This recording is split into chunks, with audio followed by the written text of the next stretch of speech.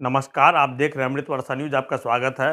बिहार निकाय चुनाव का मामला एक बार फिर सुप्रीम कोर्ट पहुंच गया है। सुप्रीम कोर्ट में पहले से यह मामले में सुनवाई हो रही थी और सुनवाई के बाद कल ही सुप्रीम कोर्ट ने इस मामले के लिए अगली तारीख तय की थी, 20 जनवरी। बिहार में चुनाव 18 तथा 28 दिसंबर को संपन्न कराए जाने हैं। 30 दिसंबर को फाइनल रिजल्ट भी आ जाएगा।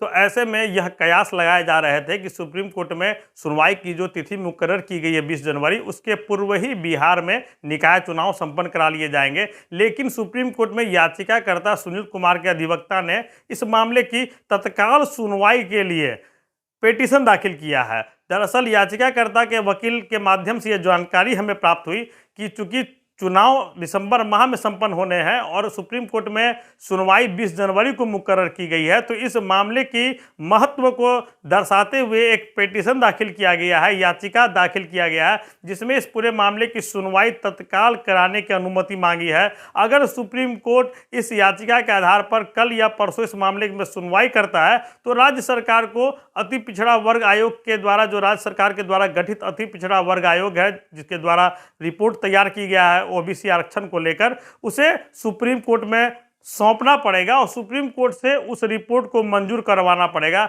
यहां हम बता दें कि जो चुनाव अक्टूबर में होने वाले थे, जिस पर पटना उच्च न्यायालय ने सुप्रीम कोर्ट के दिशा निर्देश की अवहेलना को लेकर स्थगित किया था, रोक लगाई थी, और जो अति पिछड़ा वर्ग आयोग ने रिपोर्ट दोबारा तैयार किया और पिछले चुनाव और अभी जो घोषित किए गए हैं चुनाव 18 दिसंबर और 28 दिसंबर, उनके प्रारूप में स्वरूप में कोई परिवर्तन नहीं है। सभी आरक्षित सीटें वैसी की वैसी ही हैं। तो ऐसे में सुप्रीम कोर्ट में यह सवाल उठना लाजिमी है कि क्या इस मामले में जो पहले से 2012 के निकाय चुनाव, 2007 के निकाय चुनाव, 2017 के निकाय चुनाव में जो आरक्षण की व्यवस्था लागू थी, उसी व्यवस्था के आधार पर वही व्यवस्था पुनः 2022 में सर्वे और रिपोर्ट के बाद भी लागू रह जाएगी। तो ये जो रिपोर्ट है उसको कहीं ना कहीं न्यायालय में चुनौती मिलने वाली है, चुनौती दी जा रही है। अगर इस मामले की सुप्रीम कोर्ट में तत्काल सुनवाई होती है तो बिहार सरकार को फिर झटका लगने के आसार व्यक्त किए जा रहे हैं। पटना उच्च न्यायालय में भी मुख्य न्यायाधीश के पीठ में कल इसकी सुनवाई हुई थी, जिसके बाद मुख्य न्यायाधीश ने न्यायमूर्ति एहसानुद्दीन अमानुल्लाह के पीठ पर इस मामले को ट्रांसफर कर दिया है। तो पटना उच्च न्यायालय में भी इस मामले की सुनवाई होगी और सुप्रीम कोर्ट में तत्काल सुनवाई के लिए जो याचिका दाखिल किया गया है, तो उस याचिका पर सुप्रीम कोर्ट तत्काल सुनवाई करती है अथवा नहीं, यह भी जल्द पता चल जाएगा। और सुनवाई अगर जल्द होती है तो राज्य सरकार को जिस अति पिछड़ा वर्ग आयोग के रिपोर्ट के आधार पर ओबीसी आरक्षण के पुनः जो ओबीसी आरक्षण के जो प्रारूप है उसे लेकर जो रिपोर्ट है, उस रिपोर्ट को सुप्रीम कोर्ट में दाखिल करना पड़ेगा और उस रिपोर्ट पे सुप्रीम कोर्ट में राज्य सरकार के विद्वान अधिवक्ता तथा याचिकाकर्ता के विद्वान अधिवक्ता के द्वारा बहस होगा, सुनवाई होगी। उसके उपरांत अगर सुप्रीम कोर्ट इस रिपोर्ट को मंजूरी देता है, जैसे मध्य प्रदेश में वहाँ के पिछड़ा वर्ग आयोग के सर्वे रिपोर्ट को, समीक्षा रिपोर्ट को सुप्रीम कोर्ट ने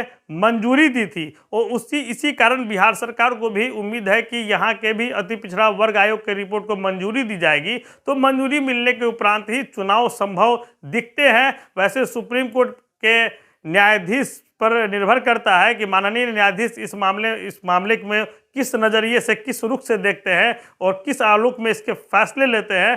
तो एक बार फिर पूरे बिहार में निकाय चुनाव लड़ रहे तमाम प्रत्याशियों की निगाहें सुप्रीम कोर्ट की ओर चली गई हैं और हम उम्मीद करते हैं कि कल से परसों तक सुप्रीम कोर्ट का ये क्लियर हो जाएगा कि सुप्रीम कोर्ट बिहार में चुनाव होने जा रहे हैं 18 दिसंबर और 28 दिसंबर, उस पर रोक लगाती है अथवा नहीं।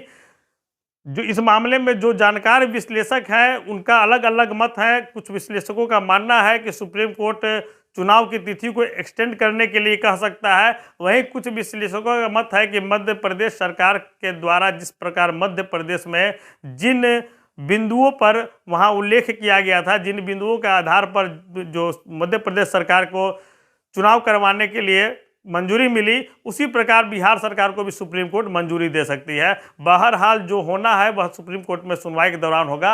आप देखते रहिए अमृत वर्षा न्यूज़। धन्यवाद।